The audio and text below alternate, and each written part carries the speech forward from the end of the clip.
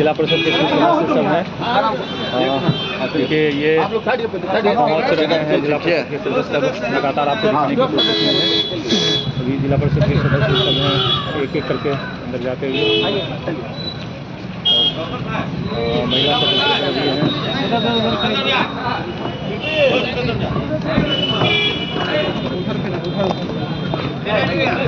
आप लोग आते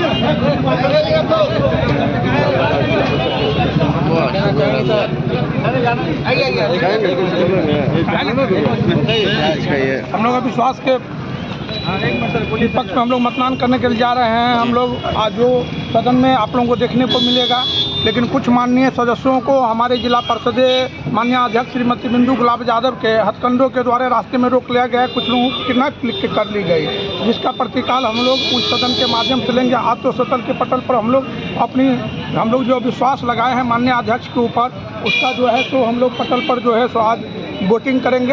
अगर जीतते हैं तो ठीक है, हारते हैं तो पर ठीक है, लेकिन हम लोग अविश्वास लगाए हैं और तटस्थता से सदन का सामना करने के लिए हम लोग आए हैं। संजय राम कितने सदस्य हैं अभी आप? अब ये तो सदन में बताएंगे कि उपस्थिति कितना होता है।